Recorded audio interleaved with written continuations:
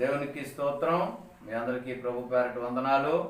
రండి, దేవుని వాక్యాన్ని మనం ధ్యానం చేసుకుని అనేకమైనటువంటి దేవుని మాటలు నేర్చుకుని గొప్ప ఆశీర్వాదాలు పొందుకోమని దేవుని పేరట మరి దేవుని దాసుడిగా మరి ఆయన బానిసగా నేను మిమ్మల్ని దేవుని పేరట ప్రార్థిస్తూ వీళ్ళందరిని ఆహ్వానిస్తున్నాను. ప్రార్థనా బలిపీఠం ఛానల్కు అపోస్తుల కార్యము 5వ అధ్యాయము 17వ వాక్యం నుంచి మనం ధ్యానం చేసుకుందాం.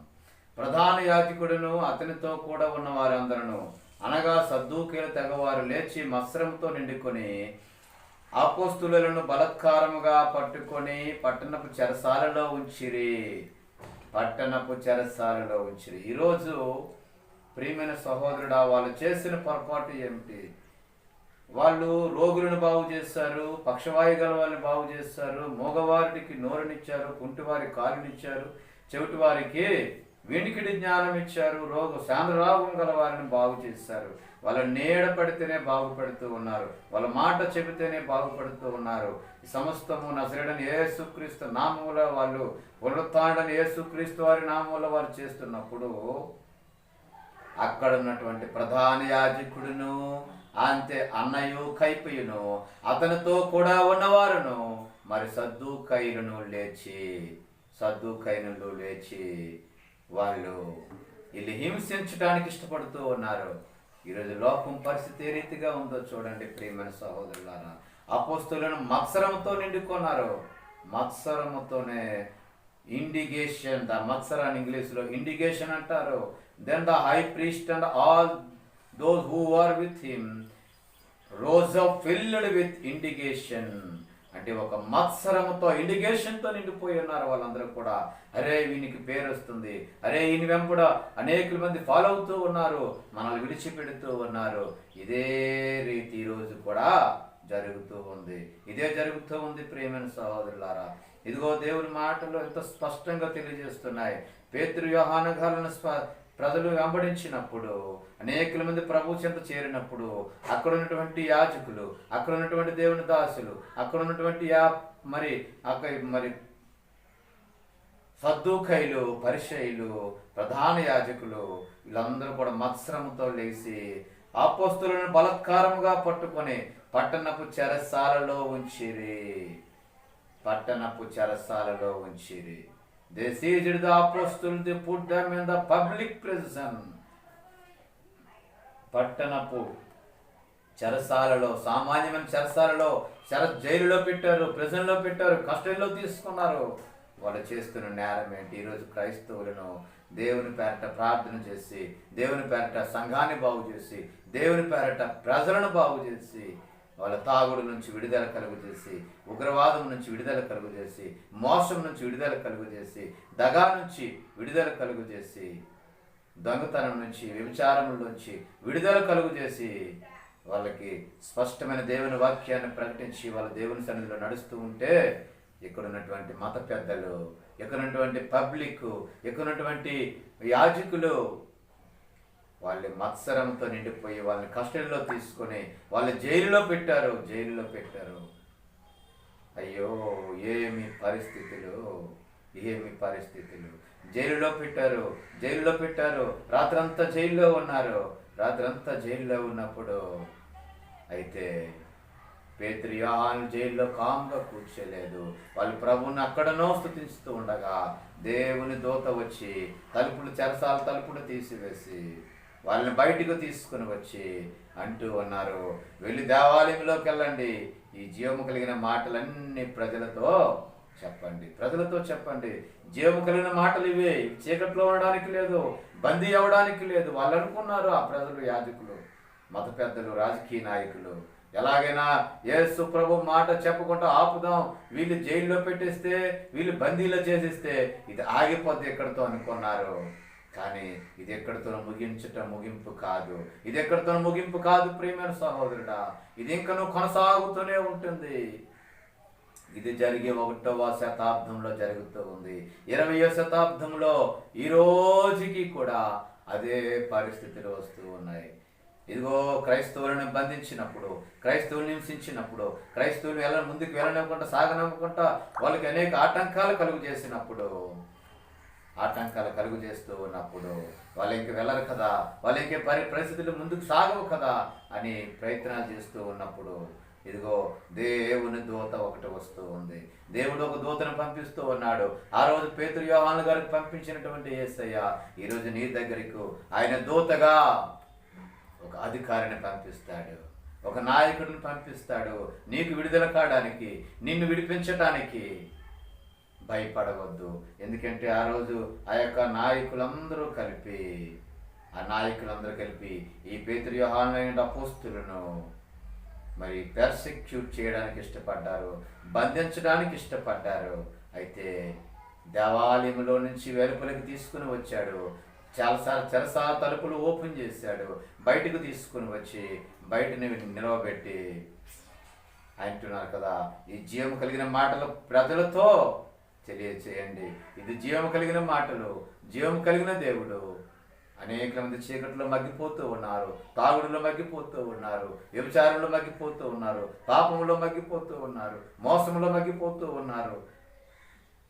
చాలా మంది వశీకరణంలో మగ్గిపోతూ ఉన్నారు, బానిసలైపోతూ ఉన్నారు. వారికి విడుదల కావాలంటే జీవము కలిగిన మాటలు వారి జీవితాల్లోనికి వెళ్ళాలి. నేనే ఆ జీవాన్ని నా మాటలు తెలియచేయండి, నేనే జీవ మార్గము సత్యము అని చెప్పినటువంటి యేసు ప్రభు మాటలు చెప్పగానే వారు విని వేకువజామున దేవాలయంలో ప్రవేశించి మళ్ళా దేవాలయంలోనికి వెళ్ళినప్పుడు వాళ్ళు దేవుని వాక్యం చెప్పటం గమనించాం. దేవుని వాక్యాన్ని గమనించినప్పుడు అక్కడ ఉన్నటువంటి ప్రధాన యాజకుడు అతని పక్షం వారు వచ్చి సభాలోచన చేసి, ఇదిగో ఇశ్రాయేలు ప్రజలందరినీ కూర్చి ఆ యొక్క ఆ క్రీస్తు రాయబారులు, ఆ క్రీస్తు దాసులు, అదిగో దేవుని దాసులు వచ్చి మరి దేవుని వాక్యాన్ని ప్రకటిస్తున్నారు. మీరు వెళ్ళి ఆ చెరసాల్లో ఉన్న వారిని తీసుకుని రండి అని ప్రధాన యాజకుడు సైనికులు పంపించినప్పుడు అక్కడ సైనికులు వెళ్ళి చూసినప్పుడు అక్కడ చెరసాలలో ఎవరునూ లేరు. చెరసాలకు తాళం భద్రంగా వేసి ఉంది. బయట తలుపుల దగ్గర కావలి వారు అక్కడ నిల్చునే ఉన్నారు. తలుపు తెరిచి చూస్తే లోపల మాకెవరూ కనిపించలేదని సాక్ష్యం ఇస్తూ ఉన్నారు. మాకెవరు కనిపించటం లేదు. ఈరోజు దేవుడి కార్యంలో ఆశ్చర్యములు. నువ్వు అనుకుంటున్నావేమో నా చుట్టూ బందీ చేసేసారు, నాకు అన్ని రకాలను బందీగా అయిపోయాను, నాకు సహాయం చేసేవారు లేరు. నాకెవరు సహాయం చేస్తారు? స్నేహితులు లేరు, బంధువులు లేరు. నేను నిరుత్సాహంగా ఉన్నాను, నేను ఒంటరిగా ఉన్నాను, నాకెవ్వరూ లేరు, నాకు భార్య పిల్లలు లేరు, బంధువులు లేరు, నేను ఒంటరి వాడను. నా చుట్టూ కూడా బందీలుగా మునిగించుకొని ఉన్నాను. ఈ బందీలన్నీ నా ముందు ఉన్నాయి, ఈ బంధకాలు ముందు ఉన్నాయి. నేను వాటిలో నుంచి దాటి వెళ్ళడానికి, నాకు విడుదల కావడానికి ఎవరు నా దగ్గరికి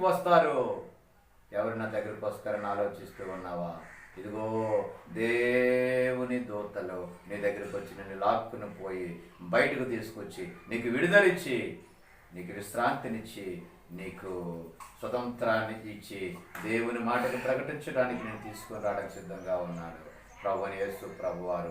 ఆయనను తీసుకుని వచ్చినటువంటి యేసు ప్రభువారు ఈరోజు నిన్ను కూడా తీసుకుని వచ్చి ప్రధాన